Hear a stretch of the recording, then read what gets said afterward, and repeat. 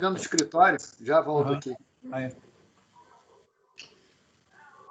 Iniciei a gravação aqui, Ronaldo, aí depois a gente pode deixar para o pessoal. Perfeito.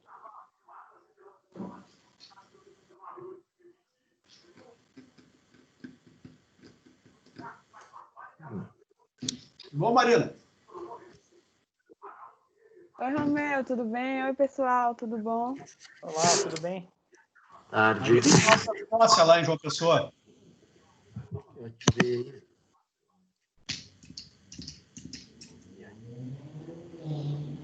Tá no escritório ou tá em casa, velho?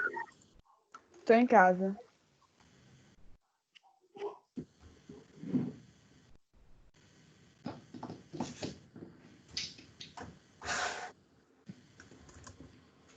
O vídeo não está funcionando. Que engraçado, eu liguei para Laura. Eu já coloquei para gravar aqui, Guilherme, daí depois só dá uma editada no início e fica disponível. Também, tranquilo, ótimo. Oi, mano.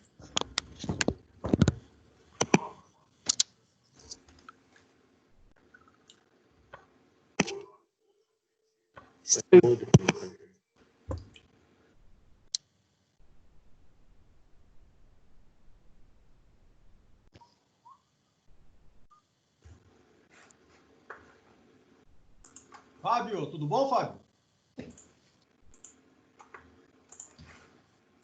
Os microfones estão cortados aqui.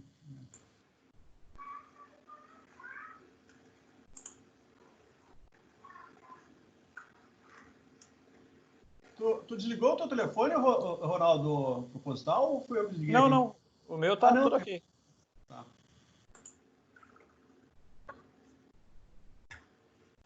Iluminação agora melhorou, né, Romeu? Tá bom? Ótimo. Agora sim, dá para ver aí.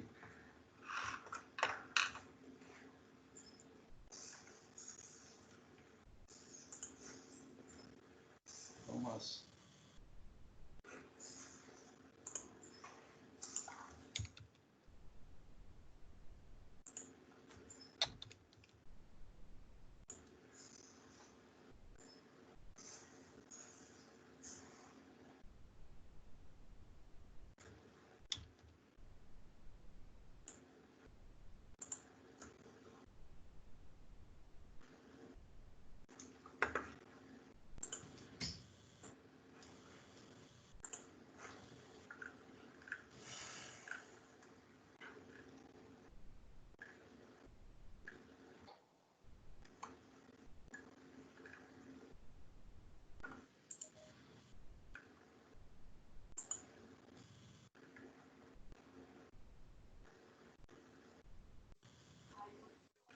Maurício.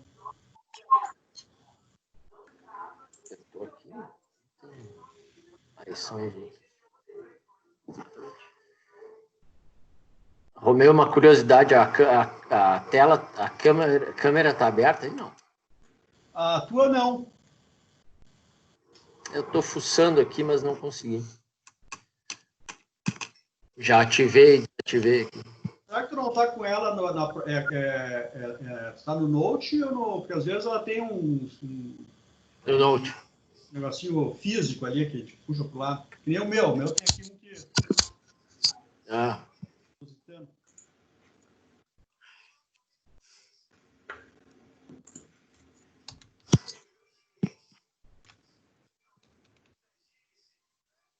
Tenho perguntas instigantes para ti hoje, professor, que eu ando lendo muito na Cinta Leve. Né?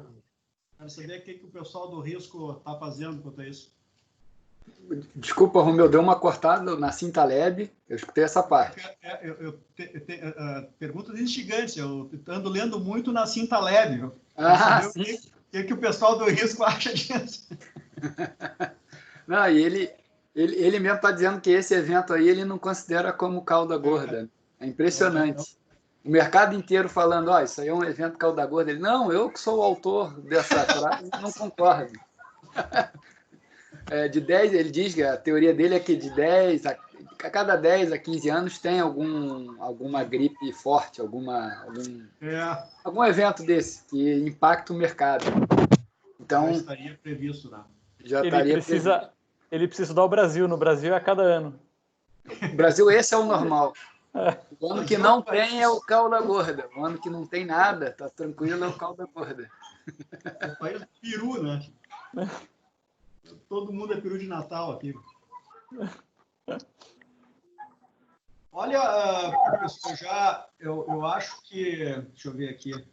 Mais 3 minutinhos aqui. Uhum. E vamos colocar, porque de qualquer forma fica gravado. Depois nós passamos aí para todo mundo, né? Tá certo. Depois a gente pode também abrir para perguntas, né? Isso, não é? A ideia é deixar bem participativo. Já ir direto, assim, já vai, é um bate-papo, né? Exato. Vai interrompendo, exatamente. Eu acho que uma apresentação aí, né, da casa de vocês aí, até o pessoal ter uma ideia de qual é o tipo de operação que os aplicativos fazem, né? Porque nem sempre a turma tem presente que existem diferenças de gestão dentro do fundo de ações, né? De long short, às vezes o pessoal não sabe que existem essas... E aí, na hora de fazer uma comparação entre fundos, não compara coisas diferentes, né? Perfeito. Então, assim, a hora que tu achar que a gente começa aí, eu apresento brevemente e tocamos em frente. Tô por você aí. Eu falei 3 minutos, falta 1 para dar os meus 3. Então beleza.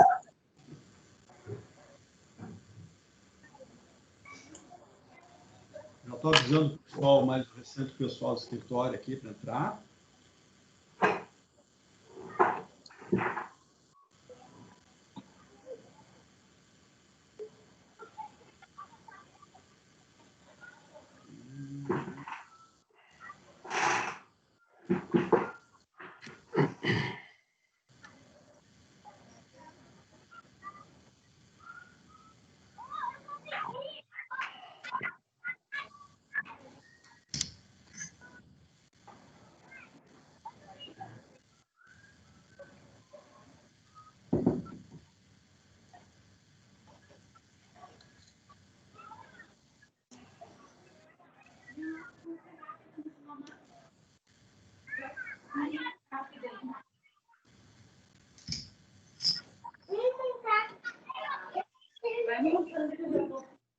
Eu só peço aí que quem enquanto não estiver participando, só deixe o microfone desligado para evitar o ruído externo. Aí, quando quiser fazer a pergunta, é bem participativo aqui, pode se beneficiar a qualquer momento, ou através do chat. Tem uma mãozinha aqui na barra de comando aqui do aplicativo, e onde tem um chat que vocês podem, se não quiserem fazer verbalmente, pode escrever ali que eu formalizo aqui. Fica bem à vontade. Aqui é muito tranquilo todo mundo. Então tá, professor, vamos lá então. Vamos lá então. Romeu, obrigado aí pela abertura, né, da oportunidade. Está distribuindo aí nosso fundo, então prazer falar com a base de vocês, explicar o nosso produto, né? Explicar o que a gente está fazendo, qual é o racional por trás. Então, para a gente é muito importante aí essa abertura, né?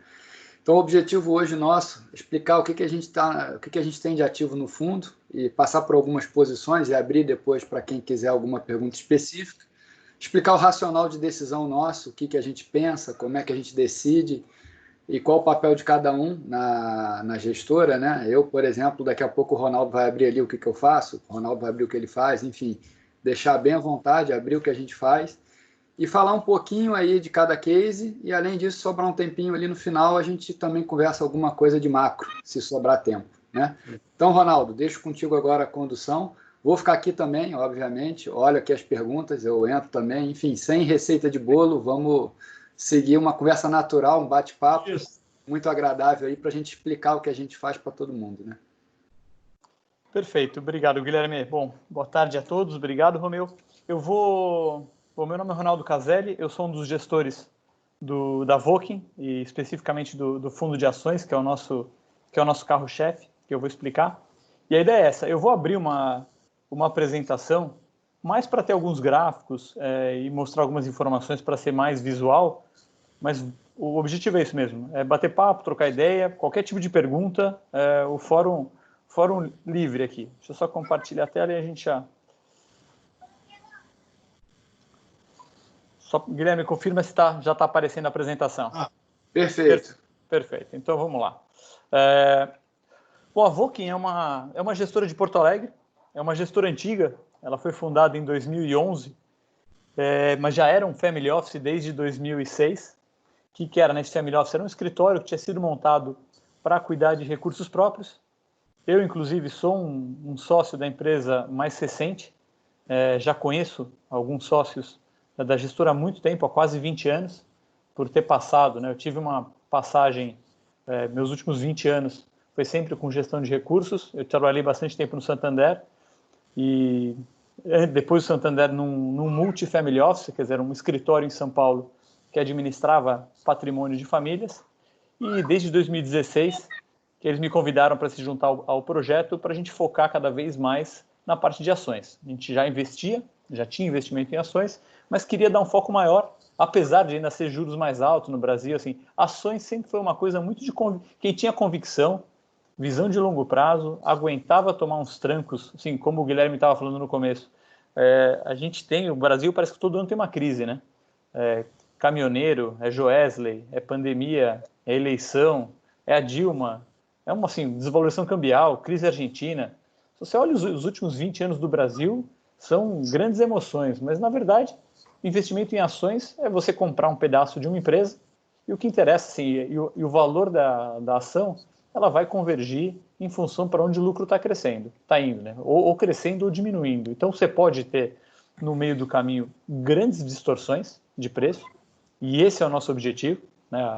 A estratégia do fundo Aconcagua, que é onde a gente tem se dedicado aí a apresentar, e que a gente chama co-investidores, é justamente encontrar empresas na Bolsa que estão com um valor desajustado do que a gente acha que a empresa deveria valer. É muito parecido com, assim, a analogia que eu acho boa é sempre quando a gente fala o valor de um imóvel. Você pega um imóvel, todo mundo acha que seu imóvel vale X, só que depende o quanto o mercado está pagando. Assim, até durante a pandemia agora, você não viu ninguém falando que os imóveis tinham desvalorizado, mas se você precisasse vender um imóvel, provavelmente em março, em abril, você teria vendido 20%, 30%, 40% mais barato do que ele estava valendo. Porque a Bolsa, na verdade, ela acaba no curto prazo sendo oferta e demanda, os resultados vão sendo divulgados aí trimestralmente, anualmente, você tem às vezes fatores pontuais que impactam, mas o que importa mesmo é para onde está indo. Então, a gente chama o nosso fundo de ações um fundo de valor. Não é um fundo que você vai ver casos de tecnologia, empresas de crescimento exponencial. Assim, não é o nosso foco. A gente não é o nosso expertise e talento de buscar mudança de comportamento. O nosso caso mesmo é buscar distorção de preço. É uma empresa que tem negociado na Bolsa a um valor muito abaixo do que a gente acha que, pelo lucro que ela gera, ela vai gerar resultado para a carteira. Hoje a empresa são 10 sócios, então a gente tem aí, são 13 pessoas dedicadas na gestão. Desculpa aqui, tá pitando aqui o negócio, já só desconectar aqui, só um segundo.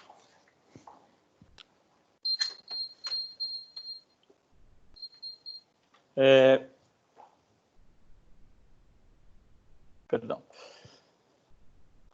A tela está aparecendo aí, né, Guilherme? Sumiu? Tá aparecendo. Está aparecendo, né? Perfeito. Ela saiu aqui da minha apresentação. Aqui. Então, aproveitando, Ronaldo, só enquanto se ajusta, só me apresentar, né? O Romeu comentou logo no início, me chamou de professor, né? Eu fui professor do Romeu, assim que eu conheci o Romeu, né? Como sendo professor dele. E acabou que a gente voltou a se encontrar, né, em função dos nossos trabalhos. É sempre bom ver, né, um ex-aluno aí fazendo esse trabalho de gestão, né, e de seleção de fundos.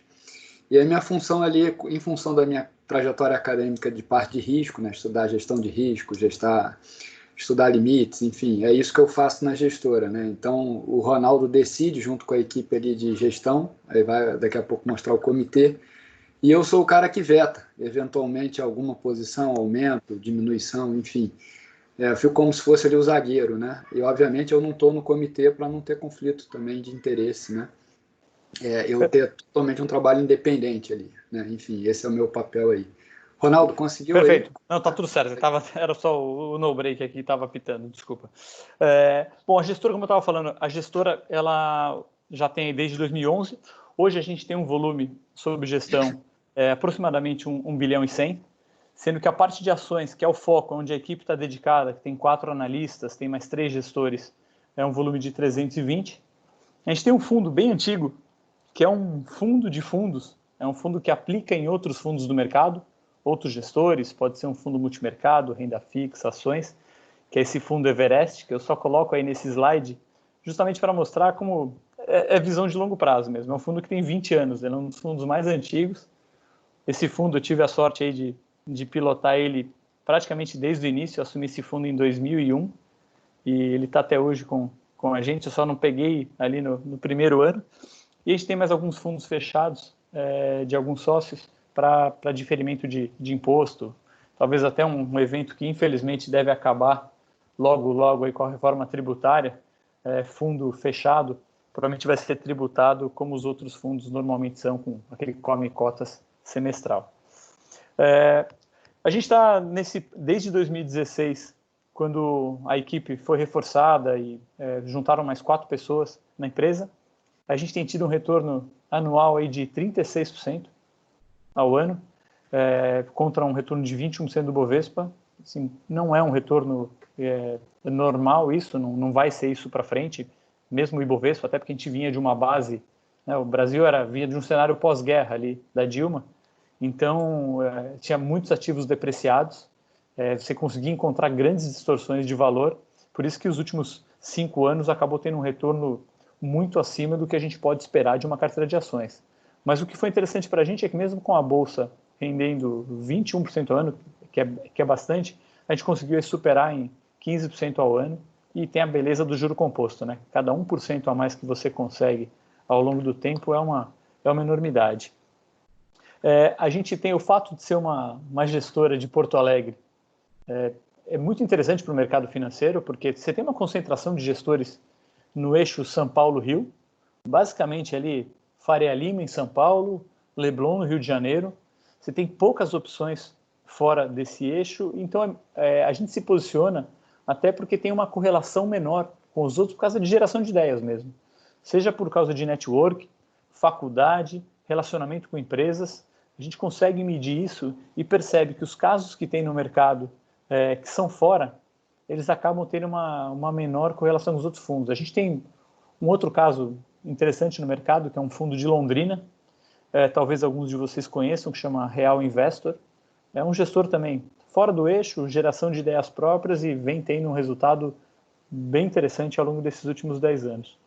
Outro fator que a gente gosta de destacar, e até porque a gente esperou bastante tempo para trazer novos co-investidores, é que a gente conseguiu aí sobreviver nesse período todo, porque a gente tem um patrimônio grande do fundo que são dos sócios.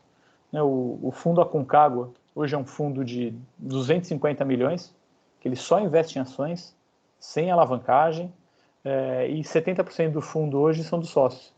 Então isso dá também aquela tranquilidade para quem está co-investindo, que a nossa maior preocupação sempre é não perder, né? A gente busca sempre superar os índices que são propostos, como o Bovespa. A gente quer achar distorções no mercado, mas a gente não quer perder, tá? Com o capital relevante dos sócios estão ali, então a gente entra quando a gente tem convicção em alguma oportunidade. Aqui eu vou passar esse próximo slide, é só sobre a equipe. Aqui é só para mostrar que muita gente trabalha junto já há um bom tempo, e onde tem esse símbolo da Voking do lado são as pessoas que são do comitê de investimento, que é um ponto que eu acabei não destacando. A gente não tem nenhum de nós, dos gestores, foi tesoureiro de banco, ou foi um gestor superstar em outra casa, porque a gente trabalha bastante tempo junto. A gente acredita em processo de análise, olhar, conhecer no detalhe os números da empresa, fornecedor, concorrente, e tomar as decisões em comitê. Então, hoje, para uma empresa entrar na carteira, você precisa são 6 votantes, você precisa de maioria simples, quer dizer, precisa de 4 pessoas concordando com isso. Então, não adianta eu trazer um caso para a carteira se eu não conseguir convencer os meus sócios, não conseguir provar isso em números, que mostrar que tem uma distorção de valor, não adianta. Então, isso evita torcida, evita amor por posição, acaba funcionando muito bem, é um processo que a gente acredita. Aqui eu vou passar rapidamente sobre isso, para dar só uma visão de como funciona nesse processo, e depois eu vou para a carteira e contar alguns casos. A gente faz, sempre você tem, né, trimestralmente, divulgação de resultados na Bolsa, poderia até ser semestral, mas o mercado tem essa mania de ver resultado trimestral, acaba até causando mais oscilação de preço. Então, qualquer ideia pode surgir nessa hora. Pode ser por alguma mudança societária que alguma empresa teve, ou por uma performance boa ou ruim recente, uma mudança de dólar, mudança de juros, mudança de perspectiva. Agora foi um evento que assim mudou a perspectiva de várias empresas, então foi um período bem atípico de mudança de portfólio e olhar oportunidades. Com isso, surgem alguns nomes, a gente vai para uma análise preliminar, que aí é você olhar grandes números da empresa, olhar receita, margem, endividamento, plano de investimento que ela tem, como é que está o mercado, concorrência, e a gente faz um levantamento de informações para se a gente vai em frente nessa análise ou não. Decidindo em frente, o analista aí tem que fazer um trabalho mais elaborado, que pode demorar 1 mês, 2 meses, depende da complexidade da empresa, para apresentar no comitê se a gente vai comprar essa empresa ou não. E o que é isso, né? Esse trabalho ele acaba para a gente encontrar o valor numa empresa, e pode ser qualquer uma, mas são empresas listadas na Bolsa. Você precisa projetar qual que vai ser a geração de caixa dessa empresa, com base em todas as premissas que a gente discutiu, o cenário macroeconômico também, para a hora que a gente calcula o valor justo dessa empresa, que na verdade é você trazer a valor presente o fluxo de caixa dessa empresa, se ela está distorcida ou não com o valor que tem hoje na Bolsa. Então, por exemplo, a gente tem tido aí longas discussões sobre o maior varejista do Brasil hoje, só que olhado muito como setor de alimentos, que é Pão de Açúcar, que é a nossa maior posição hoje do portfólio. É uma posição de, hoje, quase 14% da carteira. É uma empresa que, diferente das empresas de varejo que estão atuando no online, como Magazine Luiza, Via Varejo, B2W, que são assim, as empresas da vez, como tecnologia, a gente tem focado mais na empresa que vem aumentando o faturamento, não teve impacto nenhum com a pandemia, lucrativa, vem reduzindo o endividamento, abrindo loja, e a hora que a gente calcula o valor, para dar esse exemplo, né, que a gente calcula aí a geração de lucro desse ano, dos próximos 5 anos, e ver como essa empresa vai caminhar para frente, a gente encontra uma distorção grande de preço, por isso que ela está no portfólio. Quer dizer, hoje é uma ação que negocia na Bolsa ali por volta de R$ 67, R$ 68. No nosso modelo, a gente acha que essa empresa hoje deveria estar acima de R$ 100. Quer dizer, na verdade, mais de 115, quer dizer, um retorno esperado no portfólio acima de 60%.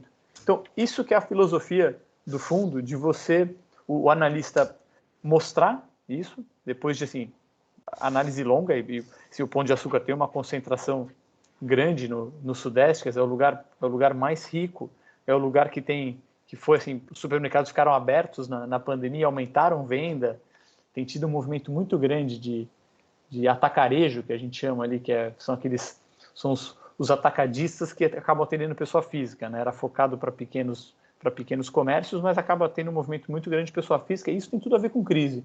Conforme a renda da população diminui, você acaba tendo uma migração para compra em atacado. Então, assim, todas as premissas que a gente tinha avaliado efetivamente estão acontecendo, só que quando você vê o valor na Bolsa hoje, ela dá essa oportunidade. Então, para a gente é muito bom que a gente consegue montar uma posição. Às vezes, esse ajuste do valor da empresa pode demorar 1 mês, 6 meses, 1 ano, 2 anos ou 3 anos. E aí que entra, é importante aqui, só nesse slide para eu sair dele, a gente ir para falar de algumas posições, é o fato dos limites de risco. Quando você acha uma empresa como essa que eu falei, que você acha que ela pode se valorizar 50%, 60%, 70%, a tendência é que você concentrasse muito a posição nela. Só que você pode estar errado. E é aquilo que eu falei no começo, a gente não quer perder dinheiro, só que você acaba errando algumas vezes. Então, aí a diversificação da carteira entre 8 a 12 empresas é que aí é o segredo do fundo ter uma performance consistente ao longo do tempo, porque você vai ter 10 empresas no portfólio, você provavelmente vai errar em 1, 2 ou 3, as que você acertar vão compensar, isso você vai ter um retorno consolidado que vai ter compensado o investimento. Então, muito... As pessoas ficam com muita vontade, às vezes, de concentrar.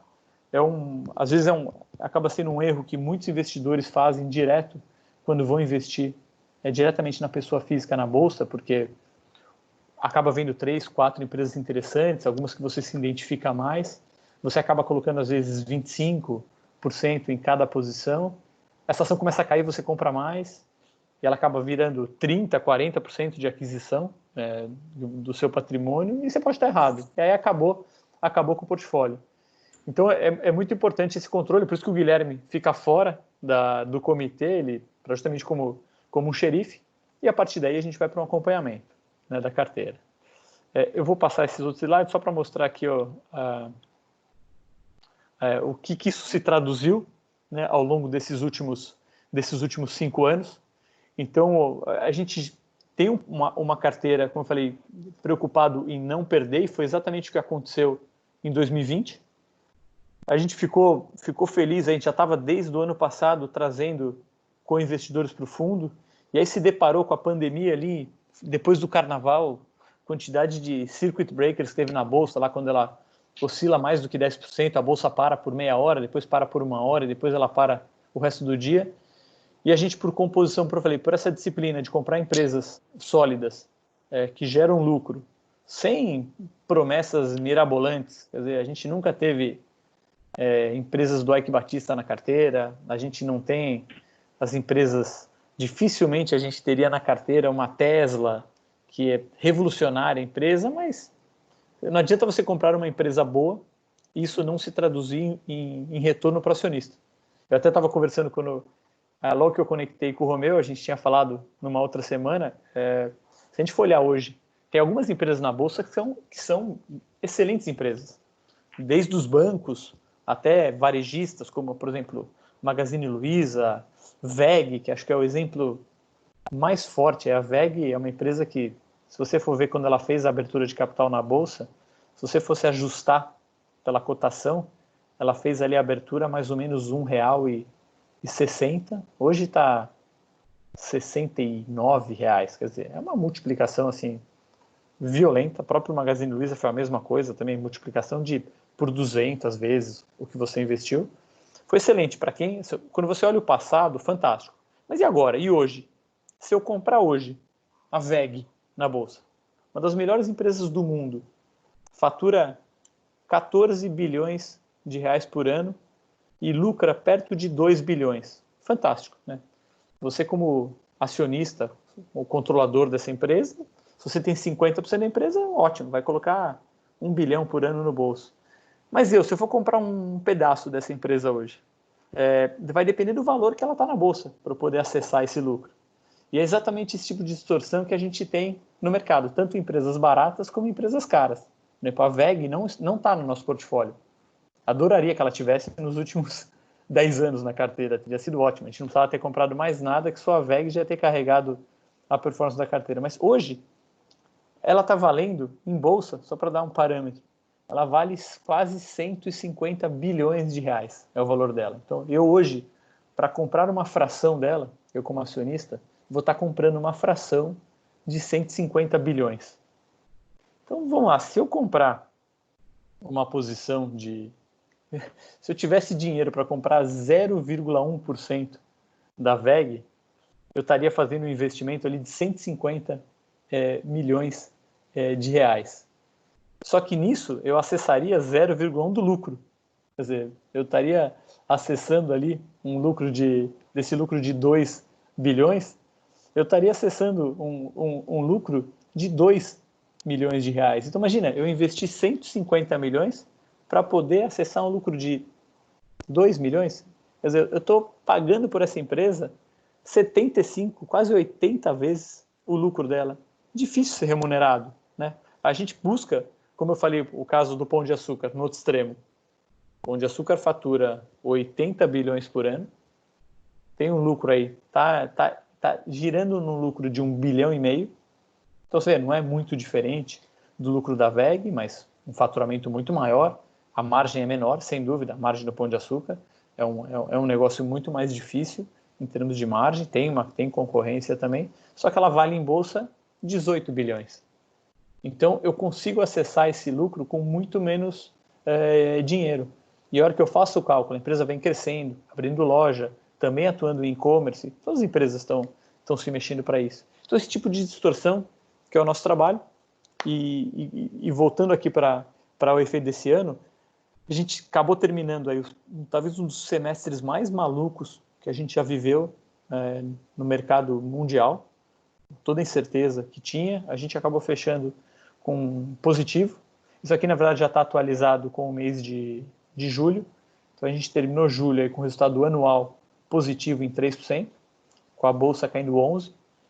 E isso foi uma mistura, justamente, de um portfólio diversificado, com empresas mais sólidas. Algumas decisões que a gente tomou também importantes. Quando a gente não encontra empresas que a gente acha tão distorcidas, a gente deixa o dinheiro no caixa. Então, a gente tinha quase 10% do patrimônio do fundo ali no pré-carnaval em caixa. A gente tomou uma decisão difícil de fazer mais caixa, a gente vendeu empresas que a gente gostava, porque a gente não sabia onde ia parar essa pandemia, então a gente fez mais 10 em caixa. Teve um fator específico, que uma das empresas do portfólio sofreu uma oferta de compra, que é a STT, uma empresa do setor elétrico. Ela teve uma proposta, então isso foi uma sorte nossa, a gente acabou vendendo ali num preço muito bom. E um outro fator importante, que é poucos investidores olham isso, esse conceito está começando a aumentar, a gente faz isso há 4 anos na carteira, que é sempre comprar um seguro. A gente tem um costume, né, na nossa vida, de fazer seguro do carro. Você tem um carro de 100 mil reais, você acaba pagando ali 4, 3, 5, 7 mil reais por ano de seguro. Obviamente, a probabilidade de você ter o carro roubado ou você bater é muito maior do que ter um crash no mercado, né, que todas as empresas do portfólio têm um problema, mas a gente está no Brasil, né? Então no Brasil todo ano a gente tem uma surpresa. E as pessoas não fazem seguro. Então a gente sempre está olhando oportunidades, e a gente tinha um seguro que a gente vinha fazendo desde 2017, que a gente compra proteção para eventual queda, seja do índice brasileiro, o Bovespa, ou para o índice americano, o S&P. E a gente tinha comprado uma proteção em dezembro para a proteção do índice do S&P, para uma queda dele muito forte. Então, uma parte aí, quase 2% do nosso retorno do ano veio desse seguro. Porque quando aconteceu o sinistro, né, que a bolsa caiu, a gente tinha pago o prêmio, a gente foi lá recolher o seguro. Então foi muito bom, porque naquele momento ali de março, a gente acabou recebendo o dinheiro do seguro e pôde comprar empresas que a gente nem imaginava que iam estar no valor que estava naquele momento, e a gente pôde se aproveitar disso. A gente ficou ali março, abril, maio, comprando posições, até voltar novamente ao patamar que a gente está hoje. A gente chegou a ficar ali com 8% de caixa no fundo, e hoje a gente está por volta de 12%, discutindo que posições a gente vai aumentar agora, dando provavelmente uma preferência para bancos, que virou o patinho feio do mercado, por toda a quantidade de fintechs que tem, a margem diminuiu. O banco é muito bom, né, de passar em crise, então eles fazem provisões gigantescas, porque você pode fazer o que quiser com base no seu modelo de risco. E, obviamente, nesse modelo a gente vem discutindo, né, reforma tributária, aumentar a tributação de bancos, fazer tributação de dividendos. O banco não é bobo, já passou por todas essas crises, né, que a gente teve nos últimos N anos, não vou nem falar 20 anos, que é pouco, mas do que eu vivi nos últimos 25 anos. Então, nessa hora, eles fazem provisões para reduzir o lucro, mas mesmo assim, ainda é um lucro absurdo. Vou dar para mim o o melhor exemplo que a gente tem na Bolsa hoje, o maior banco do Brasil, um dos maiores do mundo, o Itaú, muito bem gerido, banco de dono. Para fazer aquela analogia que eu estava contando de VEG, Itaú é uma posição hoje de 4% do portfólio, a gente deve ir a 5%, assim, não é uma super convicção, mas a gente compra pela solidez. O Itaú está valendo na Bolsa hoje, brasileira, 250 bilhões de reais. Perfeito. Só que a gente tem que lembrar que o Itaú é dono da XP, que foi talvez um caso também, um sucesso muito grande aí de criação de valor para acionista, valor de mercado. A XP vale na Bolsa, no Nasdaq, ela não é negociada no Brasil, a XP ela negocia lá fora.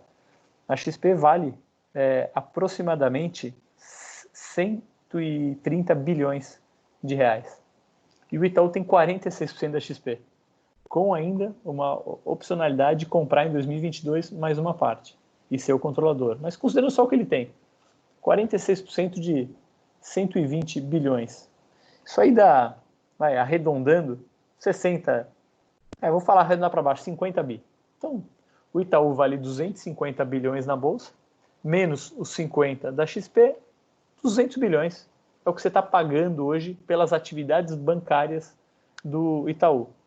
Fora isso, ele tem uma participação na Porto Seguro, que vale ali perto de 8 bilhões, mais aquele problemão do IRB, acho que um erro muito grande dos bancos aí de controle, que vale mais 1 bi.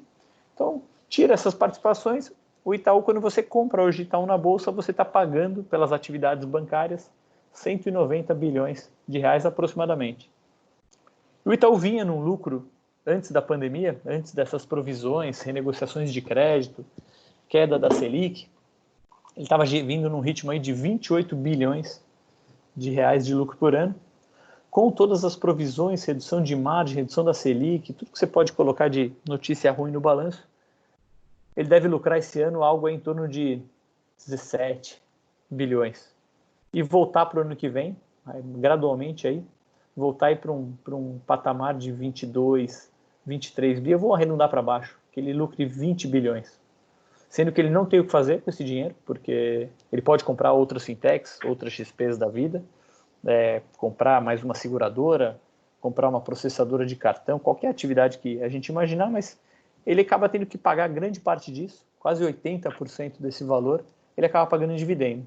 E o que ele não paga em dividendo, ele pode recomprar a própria ação, o que ele faz muito bem. Então, exatamente nessa linha, a gente busca esse tipo de solidez. A gente está comprando, então, um banco hoje por 190, 180, 190 bilhões de reais, que vai lucrar o ano que vem.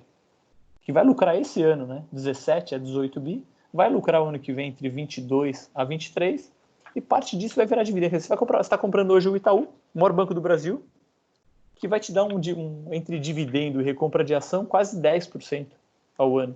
Assim, é um valor muito grande, tem muita margem de segurança, não tem que fazer muita... tem que dominar o mercado, isso já está dado. Diferente do que a gente fala, que a gente não consegue pegar no portfólio, não é o nosso talento, pegar empresas que fazem ruptura no mercado, crescimentos exponenciais. Algumas acontecem, a gente viu lá fora acontecendo isso, né, com Amazon, Netflix, o próprio Microsoft, Google, que viraram monopolistas, mas a gente está falando dos Estados Unidos. O Brasil, até no varejo, que a gente acha que é um mercado muito difícil, a concorrência é muito grande. Para esse caso de Magazine Luiza, você tem a B2W, tem Mercado Livre, todo mundo está tentando pegar um naco do e-commerce, você tem que colocar muito dinheiro, o acionista não vai ver esse dinheiro tão cedo, ele vai vindo para apreciação da ação, mas isso se transformar em dividendo é mais difícil. E a gente percebeu pela nossa história, então eu vou até passar aqui o próximo slide, que desculpa, esse aqui eu não tinha mencionado, é só uma breve, assim, eu comparo com, para quem conhece aí fundos de ações, eu listei alguns dos maiores e melhores fundos do mercado.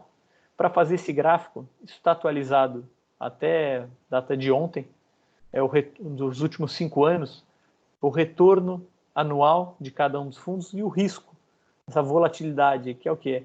É a oscilação que ele tem, média por ano e um comparado com o outro. Então eu coloquei o nosso fundo Voking Aconcagua, que ele está com esse retorno aí de 36 para um risco nessa oscilação em torno de 20%, enquanto a média do mercado tem tido uma rentabilidade ali por volta de 25 e um retorno na faixa de 26. Se você for olhar, na minha apresentação também tem 3, vale mencionar, tem que sempre dar o disclaimer dos fundos bons também, tem mais 3 fundos que estão com uma rentabilidade até melhor do que a nossa, um risco um pouco maior, mas com uma rentabilidade boa, que é o Real Investor, aqui na faixa de 40, com risco menor. Aí você tem um outro na faixa de 39, que é um gestor de São Paulo, que chama Molt, mas o risco dele já é bem mais alto, até porque ele tem uma concentração grande em varejistas, tal. Ele é uma carteira mais arisca. E aí um fundo que tem um retorno que supera todo mundo aqui, que é um gestor de São Paulo menor, também na linha como a gente, ele administra 600 milhões, que é a Forpus, porque esse é um fundo que ele faz muita proteção, ele compra, quando tem as quedas, geralmente ele cai muito pouco, e aí consegue retornar melhor. Então ele gasta muito dinheiro, a gente gasta 0,5% ao ano do patrimônio em seguro, como eu falei lá, fazendo equivalência, que é comprar uma put. Assim, que é uma put, né? Você comprar o direito de vender um ativo num certo preço. Então você paga, eu vou até dar esse exemplo nosso do S&P. Quando o S&P estava ali em dezembro na faixa de 3.100 pontos, a gente comprou um direito de poder vender o S&P a 2.800 pontos. Então a gente pagou, por isso naquela época lá, a gente pagou aproximadamente 50 pontos por isso.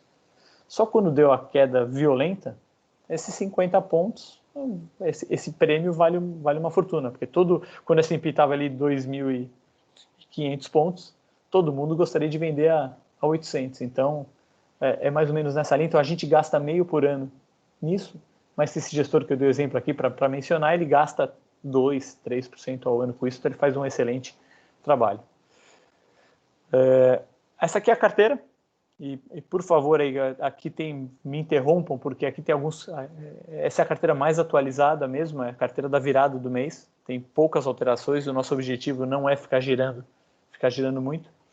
Então essa é uma carteira bem líquida, a gente tem hoje, como eu falei, Pão de Açúcar, com 13%, o Bradespar, até com a alta agora recente, ultrapassou, teve um evento grande agora no começo do mês, o BNDES vendeu uma metade da posição que ela tinha, foi um leilão que teve, acho que foi antes de ontem, na Bolsa, vendeu 6 bilhões de ações que ele tinha em Vale do Rio Doce, e a Bradespar é uma holding que tem só ações da Vale, por isso que a gente tem a Bradespar, porque você está comprando... Ronaldo, o BNDES até colocou na página deles que foi a maior operação da América Latina, né, de venda de bloco, nem chequei, né? Mas se eles colocaram essa informação aí, enfim, foi muito relevante aí essa...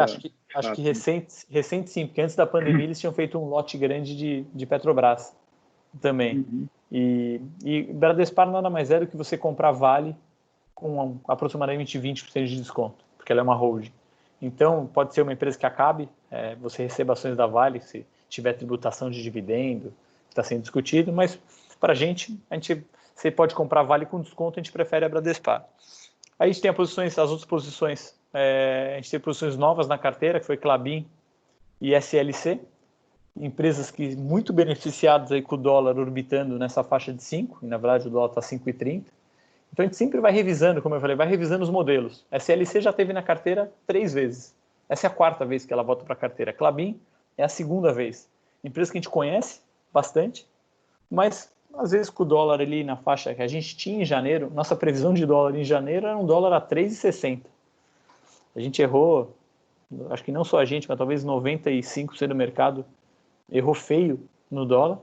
Felizmente isso não se traduziu em perdas, porque a gente tinha um portfólio diversificado, e algumas ações surpreenderam, mesmo com o dólar no patamar mais baixo, que é a própria Vale do Rio Doce. Mas com o dólar orbitando nessa faixa de 5, que é o que a gente acha aí mais provável para os próximos 12 meses, um dólar entre 4,80 e 5 reais, ele está 5,30, e com a alta das commodities, Klabin e SLC voltaram a ficar bem atrativas. Assim, a gente vê um retorno potencial nelas na faixa de 40%, e a gente comprou ali no mês de no mês de junho. Então Klabin 5% da carteira, SLC 6%. Os bancos representam um pouco mais de 10%, destaque aí para Banco do Brasil e Itaú. A gente reduziu a Ambev quando ela chegou muito próximo do nosso preço, que era ali perto de R$16, ela atingiu isso há 2 semanas atrás e acabou pós-resultado despencando, mas a gente tinha ficado com 1%. A gente está, inclusive, tem comitê amanhã para discutir voltar à compra de mais 2 a 3% de Ambev, que essa é a beleza do processo de disciplina. A gente conhece bem a empresa, tem as premissas, às vezes o papel oscila para um resultado de curto prazo ou oscilação mesmo de mercado. A Ambev cai aí quase 15% em uma semana. A gente tem uma visão, é uma empresa que faz um lucro aí perto de 10 bilhões por ano e está valendo em torno de 200 bilhões na bolsa, grande pagadora de dividendo, líder de mercado, provavelmente é uma candidata a voltar ao portfólio. E a gente tinha aumentado o BR Foods, justamente uma empresa que vinha sendo depreciada, a gente numa aposta também empresas pouco impactadas com a pandemia. A BR Foods para a gente era uma das vencedoras nisso. A gente comprou o mês passado, acabou sendo num preço que a gente gosta, também vê aí quase 35% de expectativa de retorno. E aí temos casos mais líquidos, alguns casos regionais do Sul, Celesc, que é uma grande contribuidora para a carteira dos últimos anos, já foi 15% da carteira. Conforme ela foi chegando perto do preço-alvo, a gente foi reduzindo. Inclusive vendeu o mês passado, quando ela atingiu ali R$62, R$63, que é muito perto do nosso alvo, a gente vai reduzindo. Hoje é 6%. A gente tem Graziotin, que inclusive a gente tem conselho fiscal na empresa. É uma empresa que poderia valer o dobro na bolsa se aderisse ali a novo mercado, uma classe de ações, ou mesmo fizesse uma separação de atividades, que é uma varejista com uma especificidade muito grande do mercado que ela atua, cidades menores, muito boa compradora, tem preços baixos, só que ela também tem fazenda dentro da empresa, porque os controladores acabam utilizando a empresa como se fosse uma holding. Então, se ela separasse as fazendas, a empresa mostraria ali uma rentabilidade sobre a operação muito mais alta e unificasse classe de ações, fizesse até uma oferta de ações para aumentar a liquidez na bolsa, ela com certeza poderia ser negociada a um múltiplo maior. E de única novidade que a gente teve, de um caso até mais polêmico, mas que a gente vinha estudando, foi a Oi. A gente terminou o modelo mês passado, nesse processo de venda da parte de fibra e também na operação de celular. A gente tinha calculado que ela poderia, assim, para a gente, ter um valor aí perto de R$3. A gente acabou comprando aí na faixa de R$1,50. Foi bom, a gente vendeu 1/3 da posição o mês passado, quando ela atingiu ali 2,30 aproximadamente. E agora a gente continua esperando aí a finalização, mas dado o risco da operação, é uma posição só de 2%. Tem isso, né?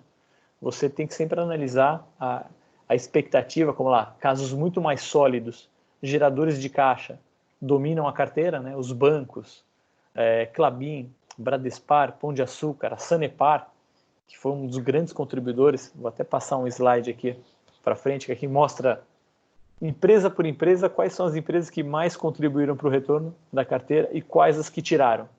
Então, se a gente for ver aqui, as empresas que carregaram o fundo esse ano, Sanepar, Bradespar, Banco do Brasil, própria Oi, com essa compra que a gente fez e já zerou uma parte dela, ajudou muito. E aí várias outras empresas que a gente comprou no mês de março e abril, Mills, de locação de equipamentos, Movida, Unidas, M. Dias Branco, a própria CVC, no auge da crise dela ali, a gente comprou como uma opção. Assim, vai que essa pandemia passa rápido, descobrem logo uma vacina. A gente sempre analisa cenários distintos.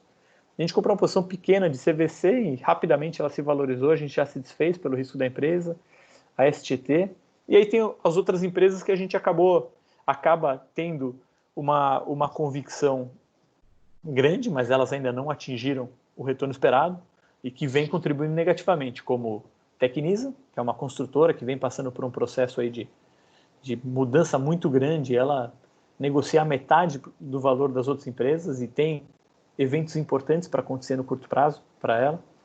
uma outra empresa que a gente está lá, inclusive, participando da empresa. Eu, inclusive, sou o conselheiro de administração representando os minoritários. A gente chegou a ter 6% da empresa, hoje a gente tem 4%.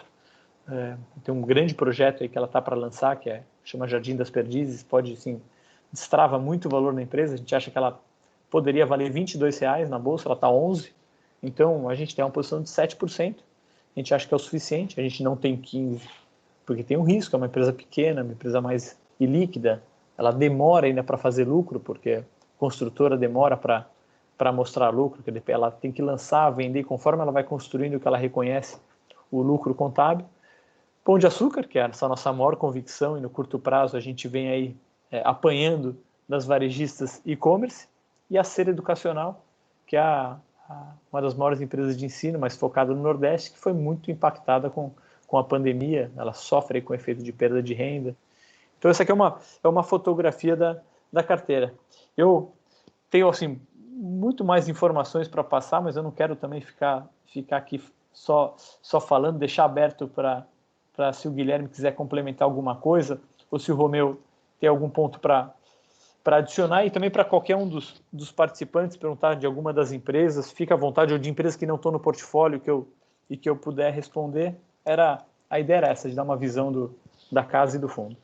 Muito bom, Ronaldo. Acho que, inclusive, ali já traz algumas questões, ele já vem à mente, como, por exemplo, uma relação a Ser Educacional, né? Daí tu faz um comparativo com a Croton, né? Nesse momento. Então, tu começa a olhar esses comportamentos do mercado e que nem não traduzem, de fato, aquilo que uma análise mais profunda aí do negócio pode indicar. E o que nos preocupa sempre é isso, entendeu? Que aquele investidor, cliente nosso aí que está entrando no mercado, que hoje é uma turma grande, né?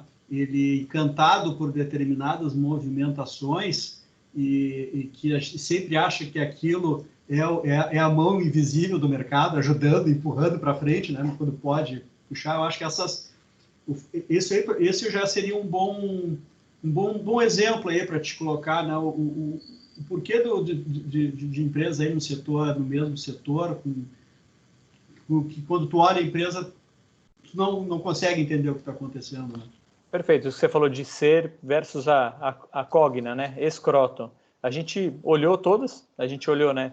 Croton, a Cogna, Ser Educacional, Anima, a Estácio, que é a Edux, e a própria Cogna, que virou aí uma, né, coqueluche, aí vira, até tem o pessoal que você tem hoje via rede social, uma das prediletas, mas aí quando a gente olhou, é uma empresa com muito mais alavancagem, ela teve aí uma listagem da parte de educação à distância, que a Vasta acabou de listar lá no Nasdaq. Isso para ela foi importante, porque ela tinha uma dívida muito grande com essa empresa e ela vai receber parte dos recursos, mas na hora que a gente olha em termos de valor, está no valor, está no valor justo.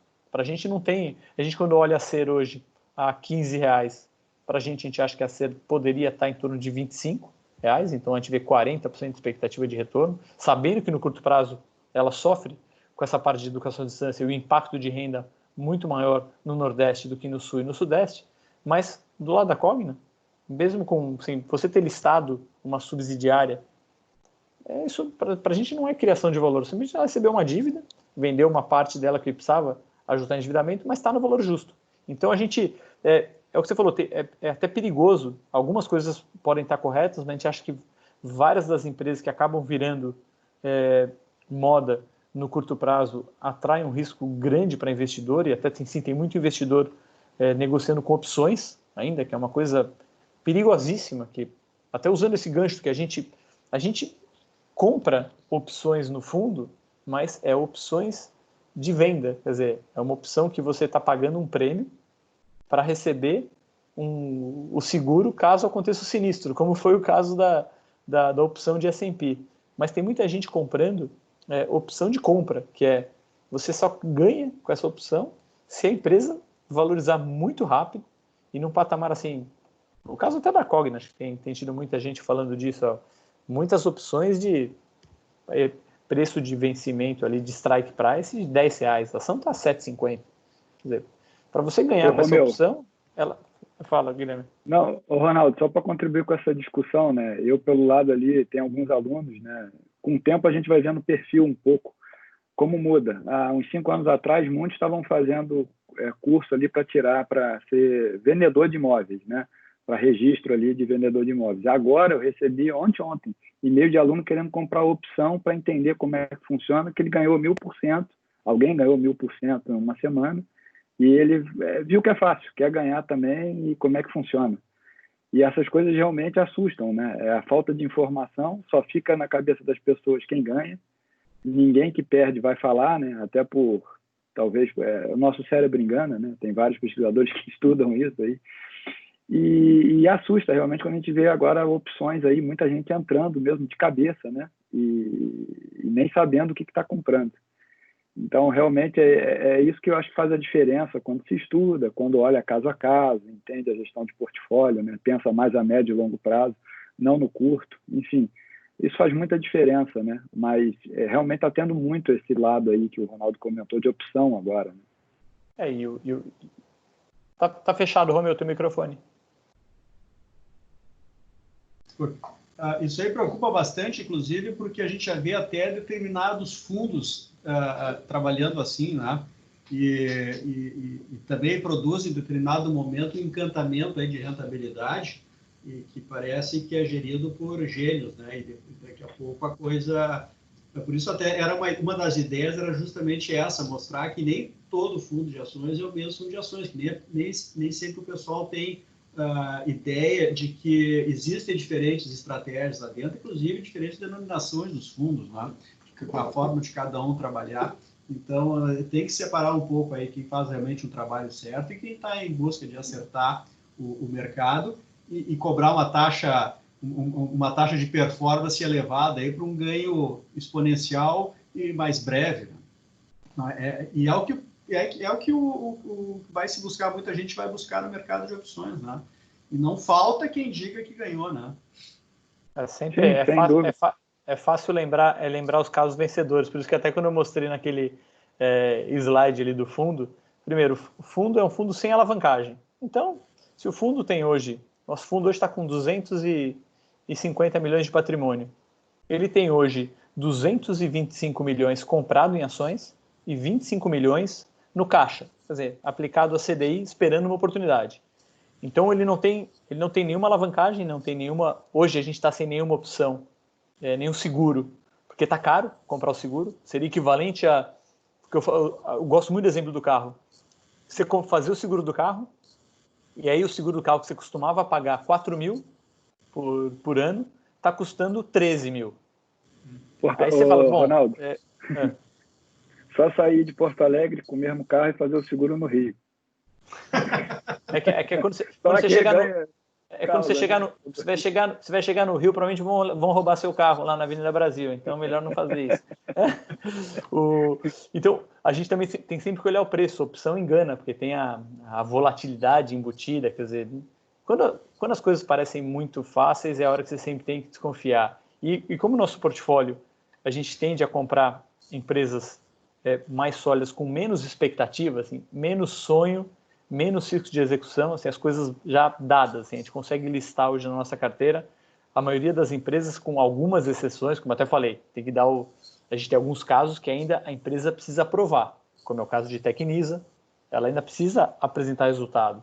Essa posição pequena que a gente tem em Oi, 2%, ainda precisam acontecer, né? Os bancos ainda precisam aprovar esse plano de negociação, o plano da recuperação judicial, precisa efetivar, né, o CAD aprovar a venda da telefonia. Então, assim, você tem as empresas que são mais arriscadas no portfólio, aí ajusta por tamanho. Outras que vêm tendo um retorno sobre o investimento mais consistente, como é o caso de Sanepar, o próprio caso de Pão de Açúcar, a Bradespar, que é um negócio... A Vale do Rio Doce, hoje em dia, parece um banco central, assim, parece que ela cria moeda, porque minério a $105, com o dólar a 5,30. A empresa com custo em real, é um absurdo que a empresa faz de dinheiro. Fácil, né? É muito fácil. Obviamente não vai durar para sempre isso. Então a gente também vai chegando perto do valor que a gente acha justo e o risco aumentando, a gente vai diminuindo. o inverso com os bancos. Hoje é muito fácil falar mal de banco. Todo mundo fala mal de banco. Eu consigo aqui listar um monte de coisa que eu falo mal de banco. A gente mesmo está discutindo hoje sobre valorização de imóveis. Perfeito. Os imóveis vão valorizar, porque imóvel é uma função de taxa de juros também, preço de imóvel e função de financiamento imobiliário. Hoje você consegue financiar um imóvel por 30 anos com taxa de 7% ao ano. Aí você vai olhar os 7%. Eu falei, a gente tem bancos, mas a gente sabe como o banco ganha dinheiro. Você não consegue financiar 7%. Por quê? Porque para você financiar o imóvel, vai ter um seguro de vida ali dentro. E essa taxa efetiva, quando você calcula, eu por acaso fiz uma simulação hoje, que o Guilherme levantou o tema de manhã, a taxa de 6,95 do Santander, ela vira 8,10. Porque tem uma prestação ali, que é 10% do valor da prestação é o seguro prestamista, lá, o seguro de vida, em caso. Só que é muito mais caro que se você cotasse um seguro de vida no valor do imóvel fora. Só que uma seguradora é dele mesmo, ele já embute tudo lá e segue o jogo. Então, o banco sabe ganhar dinheiro. Hoje está tramitando no Senado, né? Limitação do limite de juros no cheque especial e cartão de crédito. Efeito pandemia, limitar a 30% ao ano. Isso aí pode passar. Primeiro que só até o final do ano, o impacto no balanço dos bancos é muito pequeno. E o que acontece é que se sair uma medida dessa, você acha que os bancos vão emprestar para qualquer um? Aí vai diminuir o crédito, ou ele vai pedir garantia. Então, aquelas medidas populistas que na prática não passa, o banco já está acostumado com isso. Então, é o que a gente tem buscado, é um jogo de paciência, Romeu, porque assim, a gente teve, ao longo desses últimos 5 anos, períodos que você fica atrás do índice. Tem esse ano agora que a gente está tendo a felicidade de não ter perdido dinheiro, que acho que foi o mais importante, com a bolsa caindo aí 12% desculpa, 12% no ano. Só que você tem em momentos, que é o que está acontecendo agora, exatamente quando eu falo agora, assim, o curtíssimo prazo, as empresas mais sólidas, com resultado mais garantido, não são atrativas. O atrativo agora é a empresa que vai ser exponencial, algumas vão, mas não todas. E você tem que ter muito cuidado quando você está pagando por uma empresa dessa, porque o teu retorno, a gente fala, para você ganhar dinheiro é muito mais importante você comprar bem, né? Porque o valor de venda está dado, está disponível todo dia. Tu compra valor, né, Ronaldo? Tu está comprando algo que tu consegue mensurar, consegue visualizar, e não uma esperança, né? É que eu falasse, tu vira um torcedor da carteira. E eu acho que isso acontece muito quando se tenta montar uma carteira pessoal e as informações começam a ser essas informações que estão circulando pelo mercado e esses pulos e aí, claro, né, que sempre vai perder o pulo, né? Quem entrou em Cielo ontem de noite para ganhar 10%, é assim, né? Então, parece que é fácil ganhar os 10%, né? É muito difícil montar uma carteira na pessoa física, porque, por exemplo, a gente tem hoje 13 pessoas dedicadas na equipe. A gente até tem uma estrutura grande para o tamanho do volume que a gente tem. A gente tem um fundo de 250 milhões comparado aí com o mercado, tem fundos de 5, 10, 15 bilhões de ações, com equipes do mesmo tamanho, um pouco maior. A gente fala, ter uma carteira com 12 empresas, você está analisando outras tantas, que você tem fatos relevantes sendo divulgados, mudança de premissa macroeconômica, você erra em algumas. É muito difícil você fazer isso sozinho. Então, fazer com uma equipe já é difícil. Fazer sozinho, diversificado, e saber o momento de reduzir a posição, aumentar em outra, assim, ou você dedica, dá para fazer, sem dúvida, mas você tem que dedicar 1, 2 horas por dia para esse trabalho e tem que ter muita convicção. Porque eu sempre acreditei também que um empresário, um empreendedor, um executivo que tenha tempo e tenha convicções, ele consegue montar uma carteira de ações muito boa, mas vai ter que dedicar tempo e convicção. E convicção é o que você é testado todo dia. A gente está falando, imagina, a gente está aí... O viés é aquilo que tu só consegue escapar se tu fizer esse modelo de comitê, né? E com alguém gerenciando o risco. Porque é muito difícil tu escapar das tuas convicções pessoais, né? Então, a gente tem exemplos aqui muito claros, né? Então, aqui, lojas Renner, né? Nossa, a gente gosta, saiu daqui, começou aqui, Então, tu olha assim um pouco diferente para aquilo e talvez tu deixe um pouco de lado determinadas outras avaliações que tem que fazer, né? Exatamente. Então, quando está num grupo, a coisa fica um pouquinho mais difícil de passar. É difícil. Acho que esse nosso modelo que a gente em 6 pessoas com experiência, onde pode... E que você tem que ter, eu falo, acho que a gente conseguiu fazer isso numa sociedade onde os 6 membros do comitê, a gente não tem o mesmo peso na sociedade. Então também foi não sei se a palavra correta é humildade, mas de sócios com peso maior, topar, dividir o voto com outros com sociedade menor, mas respeitando a opinião. Isso é muito bom. Porque é normal o que você falou. Primeiro é que a gente tem uma tendência a concentrar nos casos que a gente gosta. E você conseguir convencer mais 4 pessoas com números, com cenário, que o seu caso é correto, vai ter que estar bem embasado. Senão seria agora. Se eu apresentar aqui, olhando o nosso portfólio, pode ter certeza que dos participantes agora da nossa conversa, vai ter empresas que metade vai gostar, metade não vai gostar, outras empresas você nem vai conhecer. Então, é um trabalho, isso evita muita armadilha, que é o nosso princípio mesmo, está na carta desse mês, que acho que você deve estar recebendo entre hoje e amanhã, que a gente coloca que o mais importante no mercado é você primeiro não perder, porque oportunidade tem todo dia. Então, você tem que ter muita disciplina no que você está fazendo, não perder, e aí colocar suas convicções em prática, é o que a gente tem feito agora.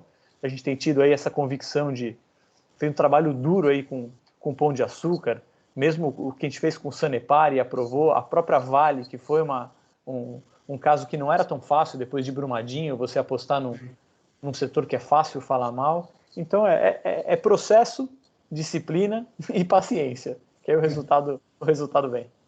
A paciência. Pessoal, vocês estão aí, podem ficar à vontade aí para qualquer questionamento.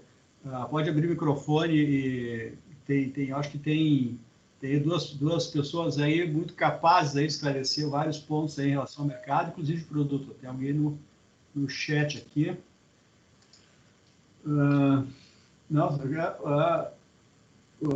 Foi um elogio. Ótimas informações, claras e objetivas. Obrigado. Ô, Romeu, Oi. só para até o Ronaldo comentou, né? Eu também não tenho dúvida que com estudo e com formação qualquer um conseguiria gerir uma carteira, né? Só que assim, pelo meu lado assim mais, digamos, acadêmico, né? Eu vejo as pessoas muito afoitas e querendo já fazer na data zero, né? Hoje uma gestão ótima, né? E assim, só para comentar, primeiro para você minimamente ler um balanço, né? Exige ali conhecimento contábil, né? De livro, realmente sentar, entender como é que se monta o balanço patrimonial, né? O que é cada índice.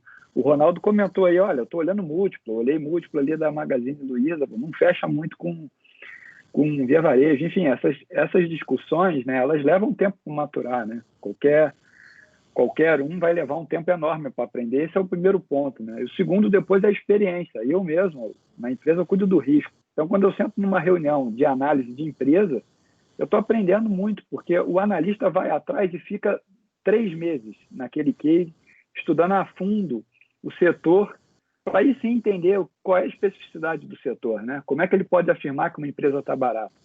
Isso exige aí um trabalho quase que detetive, né? Saber o que forma a receita na empresa, o que é despesa, no caso específico daquele setor, né? O Ronaldo mesmo, ele comentou comigo, né, Ronaldo? Aí, se puder aí até também corroborar, tem uma coisa específica que vai, provavelmente, né, depende de uma aprovação no município tal para destravar valor de uma empresa. Às vezes a empresa está precisando de uma determinada votação para ter mais receita, do ponto de vista de lançamento, enfim. São coisas muito específicas que exigem um trabalho detetive, né? E um sozinho é muito difícil. 6 já é difícil, né? Não é fácil. Então, já é quase que eu diria impossível, né? O próprio Buffett tem lá o Batman e tem o Robin, né? Que é o Charles Munger, né? Está ali do lado dele, né? Então, assim, todo mundo fala Buffett, mas ele tem alguém, e ele sempre dá crédito. Quando ele faz lá o anual, né? O Berkshire, né? Faz o encontro anual, tá sempre o Munger do lado dele. E os dois não morrem, né? É muito bom isso. Tá lá, estão sempre lá velhinhos, né? Os dois estão sempre redeados ali, um segura o outro. Então, assim, eu gosto muito de olhar para fundo que tem gestor, né? O fundo existe uma razão de ser, né? De pagar a taxa justamente porque tem alguém pensando ali, né? E dedicado àquilo. É igual a gente ir num médico. A gente vai num médico, né? Antigamente se ia na vovó, né? A vovó dizia, não, toma esse remédio aqui, né? Não que a vovó não acerte, mas pô, é melhor o médico, né? Não, sem dúvida, né? O fundo é gestão, né, Guilherme? Não tem dúvida. Não pode ver só o resultado, porque tem muita coisa ali que tu pode te enganar com determinadas avaliações, né? O fundo pode ter feito um acerto aí há alguns anos atrás e vive desse acerto até hoje, né? Existe isso no mercado. Então, e aí depois tudo que tu ouve falar dali para frente, os caras erram sempre, né? Então, tu tem que ver se não é também uma casa de oráculos, né? Que, pô, é o fulano que está, então eu estou tranquilo porque ele vai chutar sempre certo. E não é assim que funciona. É muito comum. É muito comum um gestor ter muito sucesso de determinado tempo ali, e aí ele vira como se fosse um deus, né? Que você está comentando, né? E aí é o primeiro passo para dali ter uma reversão à média, né? Então, desculpa eu rapidinho. Eu me lembro uma vez que eu estava lá no curso, fazendo o pós lá na PIMEC, e lá no intervalo tinha uma mesa lá com várias revistas, lá, revista nova, revista antiga, tudo de negócios, né? E tinha uma revista que tinha uma revista tinha um ano com os caras que tinham acertado, o cara que acertou na renda fixa, o cara que acertou no dólar. E os caras fazendo a previsão para o próximo ano. Assim, quase todos erraram. O do dólar, então, o cara tinha acertado no outro ano o dólar, a previsão do dólar dele. Então, a gente até brincava que quando você saía na capa da Exame, você podia, olha, pode vender essa empresa aí, ou sair desse gestor que isso dá azar, né? Meu, coincidência ou não, eu tenho a paciência de todo ano, ali por junho, quando eu começo a ler em jornais a previsão para o final do ano, eu salvo em PDF na pastinha. Eu tenho isso aqui por 10 anos. Aí eu pego e olho, não tem um ano que acerta. Não tem um ano. E eu faço isso todo ano. Justamente porque para mostrar que até mesmo especialista bem intencionado, 6 meses é muito difícil, né? Não, tu tem que ter humildade, né? Tu não pode meter a externar. Pode ter, olha, isso aqui é uma opinião, mas não colocar isso como se tu tivesse um embasamento assim muito forte e projeta algo, né? Sozinho, do nada. Tu tem a tua margem de risco, né? E qual é o projeto? A ideia é aumento de captação, aumento do PL do fundo? A gente tem como o fundo ele é um fundo líquido, a gente tem como objetivo, o fundo hoje tem 250 milhões e a gente tem uma métrica que a gente opera ele como se ele tivesse já o objetivo final dele de patrimônio, que a gente tem que zerar a carteira, apesar de ter bastante capital próprio, a gente tem que poder zerar a carteira do fundo, 70% do patrimônio do fundo, em até 15 dias. Porque esse fundo é um fundo que o resgate é em 15 dias. Então, esse é o parâmetro que a gente tem. A gente deixou isso porque, como a gente não precisa ter as posições, assim, ter um prazo maior, a gente acha que é justo, até porque às vezes você quer fazer uma mudança no portfólio, o Romeu quer mudar a alocação da carteira e quer reduzir. 15 dias é um prazo razoável. Tem fundo que é 60, 90. Você pede o resgate hoje, sai em 60 dias, como você falou, pode acontecer um na Cintaleb no período, e você ainda nem recebeu. Então, hoje, com essa métrica de liquidez, a gente poderia administrar mais de 1,5 bilhão. Então, por isso que a gente ficou muito tempo fechado, né, cuidando do próprio capital, e tinha ali amigos conhecidos, né, os outros 30% do fundo, para a gente ter confiança, né? Tipo, teve 5 anos de processo, que é esse processo de disciplina, de gestão, funcionava, ajustou essas métricas de liquidez, falou, bom, agora a gente está confiante que a gente pode ir captando gradualmente para poder administrar, assim, por volta, com a liquidez que a Bolsa tem hoje, que é muito grande, né?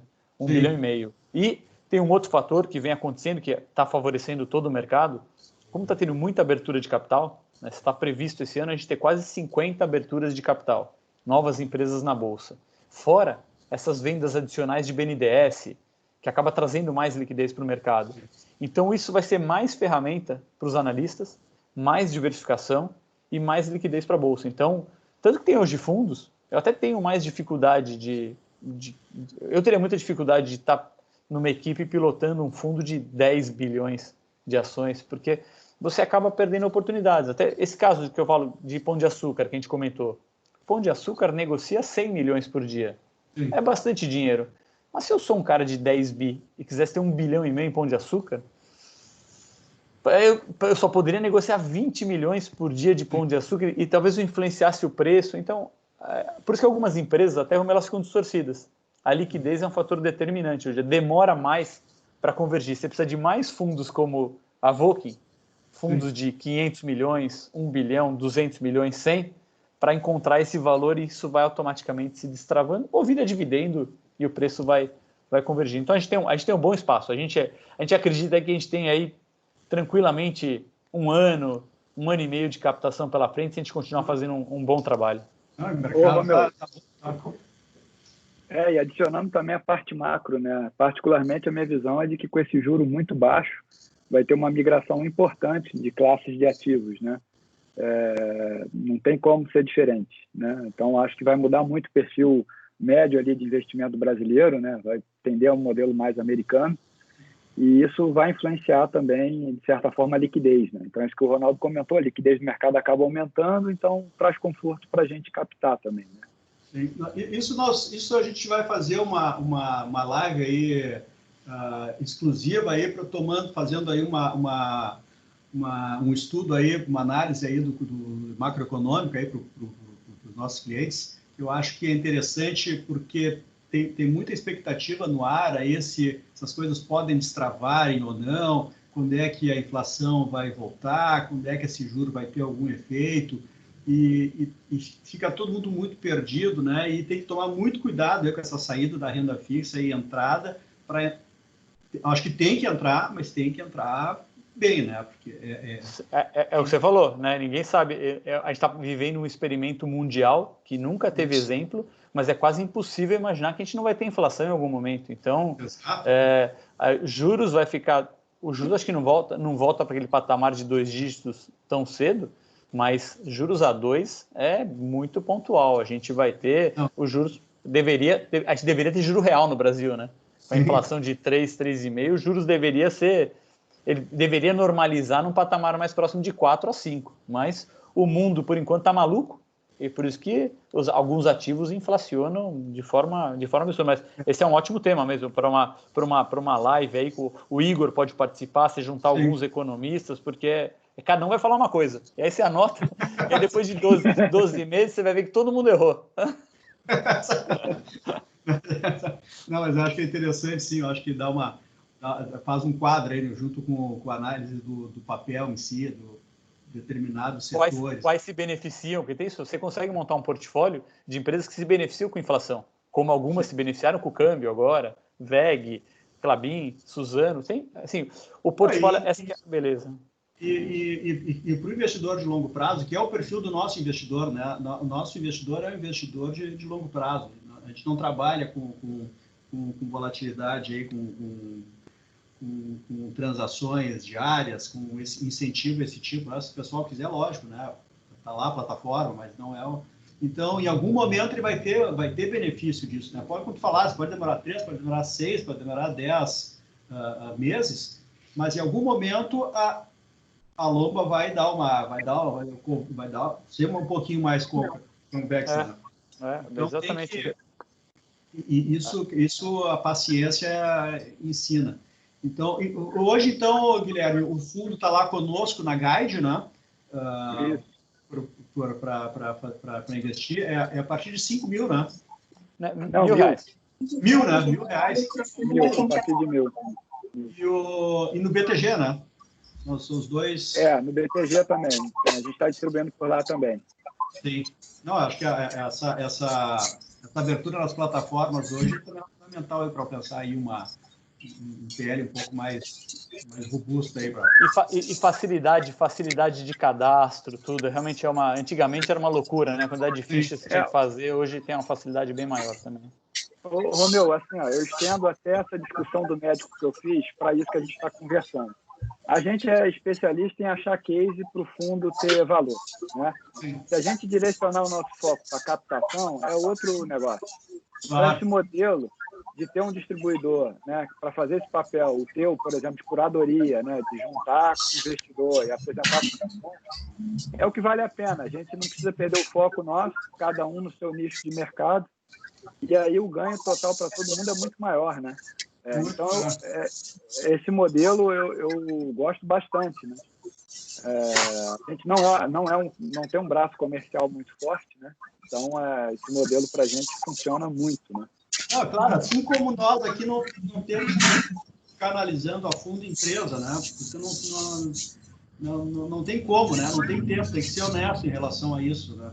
A gente tem uma visão geral, tu sabe algumas coisas, mas essa análise aí profunda aí que vocês fazem, a gente não tem, faz com um lá que outro papel, mas não tem condições de entrar a fundo no mercado aí e ter esse levantamento de um mercado acionário hoje que vai ficar cada vez mais interessante aí, então tem que entrar forte, tem que entrar com bastante esclarecimento nisso.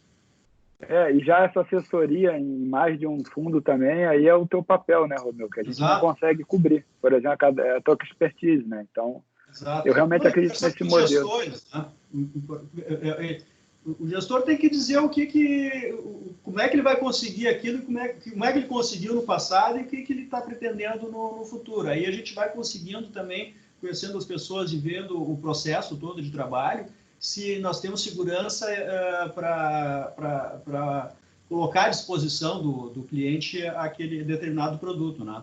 Seja um papel, um ativo, ou seja um próprio fundo. A gente tem que ter tranquilidade em relação a isso. Isso é uma coisa que a pandemia tá ajudando, viu? Hoje é difícil. Antes, eu falar com o Ronaldo, tu tinha que marcar com ele em São Paulo e numa quarta-feira, às 7 horas da noite, depois do expediente. Agora ele não escapa, né? Tu marca e tem que aparecer aqui. E ainda fica gravado. Fica gravado, hein? Aliás, até eu vou avisar para o pessoal aí que entrou bastante gente agora, perdeu aí a boa parte do evento, que está sendo gravado, tá? E vai ser disponibilizado através da Octo e também através da Volk, lá do Instagram da Volk, né? Vocês vão deixar também disponibilizado. E então vai ficar disponível para vocês, nós vamos colocar no YouTube também da Octo. Então, entre em contato conosco aí, quem não conseguir localizar. Está conosco ali na plataforma da GAD, a gente já pediu para colocar disponível para nós ali, para fazer as alocações. Já fizemos alguma coisa essa semana, até inclusive. Já. Dentro daquilo que a gente tem como opções de fundos, né? E é isso aí, eu acho, né, Guilherme e Ronaldo? Acho que essa era a ideia, era passar para vocês, é uma ideia que a gente está tendo aí, de colocar uma proximidade aí com os fundos e principalmente o pessoal que está, muita gente ingressando no mercado, claro, já tem aqui clientes aí que já operam bastante, para saber como é que funciona o fundo, né? Perfeito. Acho que a ideia era isso, e a gente, obviamente, a gente tende a não fazer mudanças muito grandes rápido, mas tendo uma alteração na carteira, por exemplo, uma nova posição relevante saindo ou entrando, vale, assim, a gente pode fazer a qualquer momento, de novo, disponibilidade sua ou dos clientes, porque às vezes, ou para uma mudança de cenário mesmo, pode ser que daqui a 2 meses o câmbio esteja 4,50, vai mudar algumas premissas, o portfólio vai mudar, ou o pão de açúcar chegou a R$100, maturou, a gente vendeu, então acho que isso é a frequência que você quiser fazer, a gente está totalmente disponível. Até, assim, hoje nós estamos em 6 de agosto de 2020, tá? Se alguém entrar aqui em novembro e for comprar a Tecnisa, olha, a gente está conversando em 6 de agosto de 2020. Exatamente. Vamos ver no final do ano, Pão de Açúcar, Tecnisa, Ser. Espero que não seja como nossas projeções de câmbio. Não, mas já deu na hora de escapar e tu não viu a data. Então, isso é importante. Sem dúvida, muito importante. Perfeito. É o tempo do negócio. Tá? Então, pessoal, alguém alguma questão aí, algo aí para perguntar para o Guilherme, para o Ronaldo, referente a... Pode ser não apenas em relação ao fundo, qualquer... algum papel que tem interesse, alguma projeção, alguma movimentação que viu aí, achou estranho no mercado, para nós encaminharmos aí o encerramento. Dou-lhe uma, dou-lhe duas. Oi. Ó. Vamos lá. Oi, Oi, estamos Oi, ouvindo? Adriana. tudo bom? Aqui é a Adriana, eu sou sócia também da Octo, junto com o Romeu. E eu primeiro queria parabenizar aí pelo fundo e pela gestão que vocês fazem, mas eu gostaria de entender um pouquinho melhor o porquê da Oi na carteira de vocês, como é que vocês chegaram nessa conclusão de colocar a Oi? Perfeito, obrigado, Adriana. A Oi foi um caso novo, a gente acompanha todo ativo que tem distorção, quando a gente faz a reunião de geração de ideias, chama atenção. A Oi, a gente já sabe dessa história horrorosa há bastante tempo, e a empresa em recuperação judicial. E no mês passado a gente tinha atualizado o modelo, colocando as previsões e fatos que estão ocorrendo de venda da operação de telefonia celular e da operação de fibra, e depois que é a parte da operação de fibra, e com a renegociação, né, de quanto seria um novo corte adicional para os bancos e para os detentores de dívida.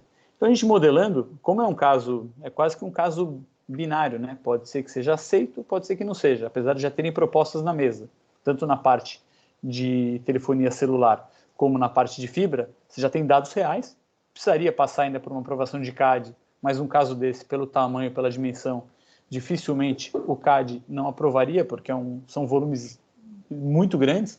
Então a gente calcula o valor esperado da empresa. Ele é diferente de uma empresa totalmente geradora de caixa, como a gente falou aí ao longo da reunião, o caso de Bradespar, Sanepar, Pão de Açúcar. Nesse caso, a gente tem lá, não sendo aprovada essa operação, não indo para frente a venda de celular, a gente acha que a empresa teria um valor ali muito próximo de 60 a 80 centavos, então, perto do que está hoje a cotação, é uma queda de mais de 50, só que sendo aprovado, seria um valor ali muito acima de R$3. E a gente atribui probabilidade para isso. Quando a gente atribui a probabilidade de cada um dos eventos acontecerem, a gente chega num valor esperado para a Oi acima de 2,50. Então, a ação a 1,50 que está hoje, a gente comprou abaixo disso, tinha um retorno suficiente para a gente ter uma posição até no tamanho de uma opcionalidade. Você vê que é uma posição de 2%. Nunca seria uma posição maior do que isso, dados riscos, porque, como eu falei, pode ser que não aprove, aí essa posição de 2 vira 1 no portfólio. A gente perde 1% do retorno adicional que a gente teve, 1% do patrimônio, é muita coisa.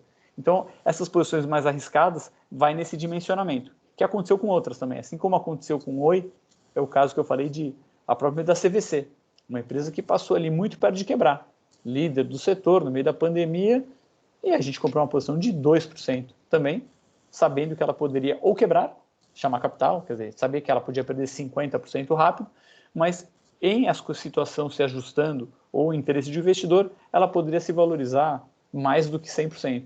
E efetivamente aconteceu. Esse foi um caso que foi muito rápido. O caso da Oi, a gente teve a felicidade de, com essa análise, logo depois que a gente comprou, teve a briga, você tinha uma proposta ali de 15 bi pela operação de celular, e depois veio o consórcio das empresas de telefonia oferecendo ali 16 bilhões e meio, a empresa teve foi a maior valorização mês passado da Bolsa, e a gente já vendeu 1%. Então, o nosso risco já diminuiu bastante, porque a gente comprou 2%, valorizou 50%, a gente vendeu 1%, a gente continua com 2%, mas já colocou no bolso. Então, a nossa perda hoje ela ficou menor, a gente acha que vai ser aprovado, a gente está encaminhando, tem muita gente olhando, porque a operação depois vira uma operação, a operação de fibra é uma operação extremamente lucrativa, e com a empresa mais leve. Então, é nessa ideia. Você vai ver de vez em quando posições desse tamanho na carteira, posições de um pouco mais de risco. Até o caso que a gente comentou, uma posição de 7% lá da Tecnisa, é uma posição também de mais risco, mas uma empresa que tem muito ativo, mas que ainda não lucra. Então, vai o dimensionamento, essa parte que vai a parte de gestão do portfólio, de acertar o dimensionamento. Nunca faria uma posição de 10%, 15% em Oi. Mesmo o fundo, pelo regulamento, permitindo. Mas o risco de perda é muito grande. Entendi. Muito obrigada. Aéreas não se atreveram, Ronaldo?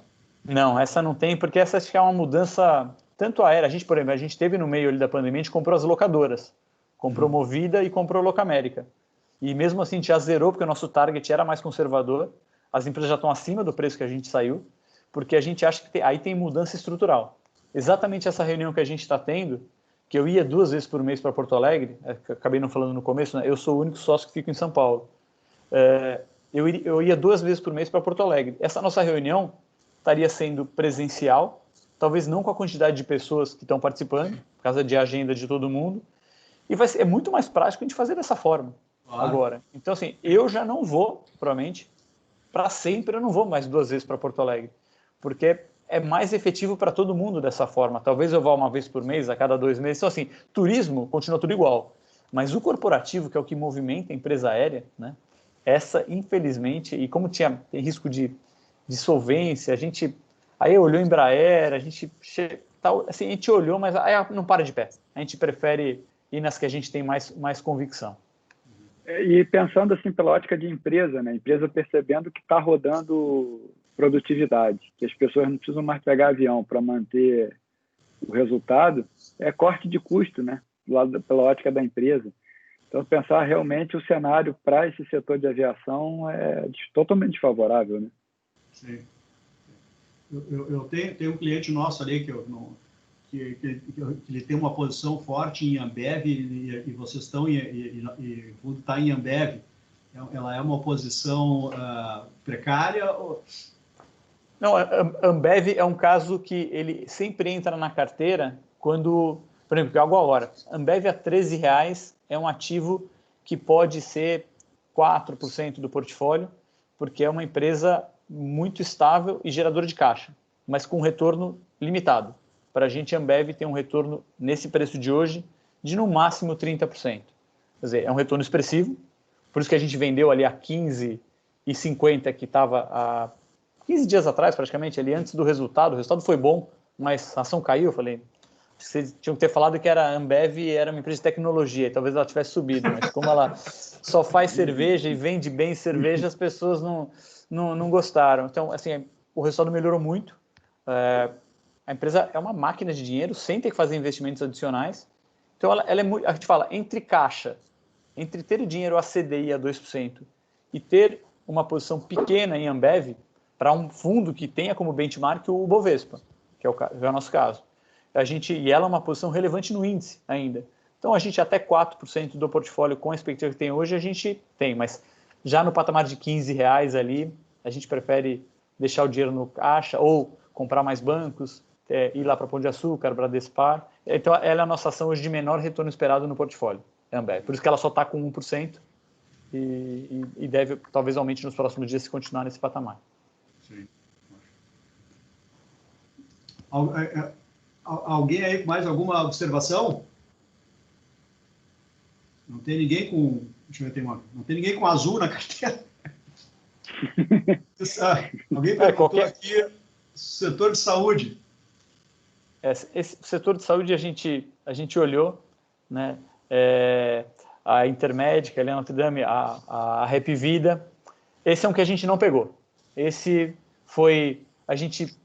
É um setor que diminuiu muito, no fim, a sinistralidade, né, nesse período. As pessoas achavam que seria ruim o efeito da Covid, mas, pelo contrário, a sinistralidade dos planos foi muito menor, como aconteceu até com as outras seguradoras que nem trabalham com saúde, aconteceu isso com Porto Seguro, com Sul América, na parte de patrimônio. Essa foi um que a gente não tem na carteira, porque a gente não previu o efeito positivo, e as empresas estão se aproveitando agora para continuar fazendo consolidação, essas que estão mais sólidas. A gente acha que elas estão no preço justo no nosso modelo. Por enquanto foi um erro nosso. Esse a gente não capturou. Ela é relevante em alguns portfólios, vem performando bem. A sinistralidade, a hora que passar a Covid, deve voltar a aumentar, né? Porque você não teve cirurgias eletivas, nada.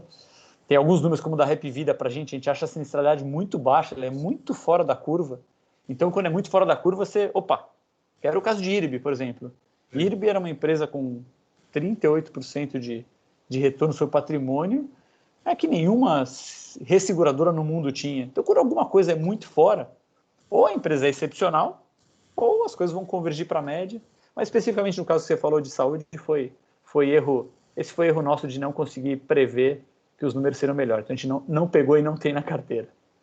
Mas, ô Ronaldo, você comentou bem também dessa mudança aí agora no setor. Eu não sei como vai ser pós-Covid, porque muita gente realmente, como o Romeu comentou, e tu também, né, está segurando cirurgia. E isso vai afetar, vai ter alguma influência certamente ali nos planos, né? Tem muita gente adiando As cirurgias. eletivas Isso estão vai suspensas, né? Exatamente. A cirurgia eletiva está suspensa, né? Os hospitais com problema, até o próprio caso de São Paulo, que foi um caso emblemático no caso da Covid, o caso da Prevent Senior, a empresa, ela falou, meu faturamento, todo mundo achava que eu teria problema, tudo, mas na verdade o meu faturamento, ele tá, assim, eu nunca tive uma sinistralidade tão baixa, então a rentabilidade da empresa aumentou, quando era esperado que acontecesse o contrário, que a empresa fosse altamente prejudicada. E é isso, e essa fortaleza que essas empresas estão tendo está favorecendo a consolidação, né? Balanço forte, vão consolidando, acessando o mercado de capitais. Tem essa vantagem hoje, né? Uma empresa hoje que queira fazer expansão e consolidação, você consegue acessar o mercado de capitais, captar recursos numa condição favorável para sair consolidando o setor. Então, é um setor que toda semana a gente vê notícia ali de aquisição, seja a Rap Vida, Intermédica, realmente o setor está muito bem. Está no olho de furacão, né? Pode ser que as margens atuais não sejam as margens que eles vão ter, que é isso, né? Às vezes você olha o balanço de um trimestre, 2, e a margem de um trimestre parece muito boa, mas não vai ser a recorrente. Então, a gente colocou normalizando e para a gente não tinha expectativa de retorno, por isso que a gente acabou não achando margem de segurança para comprar. Sim. Vocês chegaram a dar uma olhada aí no lançamento aí da Quero Quero? Não, a gente não olhou. A gente tem muita dificuldade com IPO, porque você fala assim, sempre está numa situação meio desfavorável, né? Tem pouca informação, tem pouco histórico. Geralmente é o balanço espetacular para abrir o capital, está com muita demanda assim, o banco de investimento vem com aquele PowerPoint que espetacular, assim, deve ter cara com pós-graduação em PowerPoint para fazer o IPO. Então a gente prefere, eu acho que a gente não teve nenhum caso nosso, Romeu, de entrar em IPO. A gente deixa para entrar numa segunda, quando já tiver alguns balanços trimestrais divulgados. É mais sensato, né? Medo mesmo, né? Tem que ter cautela, né? Porque senão você começa pro bingo. Exatamente. Alguém falou aí? Algo mais? Eu acho que 19h38, acho que rendeu a conversa, hein? E o pessoal se manteve aqui. Né? Não, foi ótimo. Se depois tiver alguma outra dúvida, que alguém entrar em contato com você, manda para a gente grava um áudio, responde por e-mail e canal totalmente aberto com vocês. Então, o fundo que tem disponível é o Aconcagua. O fundo o adequado aí para boa parte dos investidores, para o pessoal conhecer aí o nome o fundo é o Aconcagua. Exatamente. Aconcagua. Esse é até, o Romeu, queria falar até nesse finalzinho, né? Porque pode acontecer, eventualmente, alguém entrou no meio da reunião, de falar com a gente, como é que eu aplico e tal. Então, isso aí é com o Romeu, né? Até para ficar delimitado, a gente encaminha aí também qualquer pergunta desse gênero, né? Então, assim, dos cases, a gente está totalmente disponível e a operacionalidade, como é que abre conta e tal, eu te encaminho, porque eu mesmo até também não tenho, não sei, né? Não faço essa parte aí da guide. Não, claro, isso é conosco, né? A função. Então, o K2 entre o K2 e o Aconcagua. O K2 ele é um fundo que tem alavancagem, porque ele pode fazer posições vendidas. Então, ele pode ter uma carteira 100% comprada em ações e ele pode fazer até 40% vendidas em ações onde a gente acha que está com o preço distorcido. Por exemplo, hoje a gente tem 4 posições vendidas no Aconcagua. Está vendido em VEG, vendido em Magazine Luiza, em Localiza e em Anima. Anima contra Ser. Então, assim como a gente fala, o K2 é onde a gente põe as nossas convicções também de, se a gente acha que está distorcido o valor, a gente vende a posição contra as posições que a gente tem compradas. Sim, bem colocado. Então, eu acho que era isso, né, Guilherme, né, Ronaldo, né, pessoal? Perfeito. O fundo foi bem apresentado, aí a gente teve uma boa visão aí de alguns papéis, de alguns setores. A possibilidade aí de entrada no fundo aí é uma entrada baixa aí, R$ 1.000. E principalmente uma saída D+15 que em fundo de ações aí não é tão comum e às vezes isso aí atrapalha a vida de muita gente. E nós aqui na Octo, né, tá aí à disposição aí para quem quiser entrar no fundo através aí das nossas contas junto com a Guide, entra em contato conosco aí que a gente abre a conta e acessa aí principalmente o Aconcagua e vamos trabalhar junto aí, vamos fazer o mercado funcionar melhor aí, com seriedade, que é o nosso papel, né? Tá? Perfeito. Aí as considerações finais aí dos amigos. Não, é muito bom, não agradeço. Um canal desse com vocês é muito importante para a gente. Como a gente está nesse... A gente acho que tem que ter transparência total, falar exatamente como a gente pensa e abrir os casos. E essa é a ideia para as próximas reuniões que a gente fizer. Então, agradeço bastante essa oportunidade e logo a gente faz outra com vocês. Ótimo. Beleza, Bom, Romeu. muito obrigado. Muito obrigado a todos aí. Resistiram aí. Obrigada. Tá? O pessoal aí foi guerreiro também, aí, nos ouvindo aí, prestigiando aí nosso trabalho aí. Muito obrigado aí a todos. Grande abraço aí. Boa noite a todos. Obrigado. Lembrando que vai ficar gravado aí, nós vamos colocar nas redes sociais. Tá ótimo. Um abraço a todos. Tchau. Boa noite. Abraço. Tchau.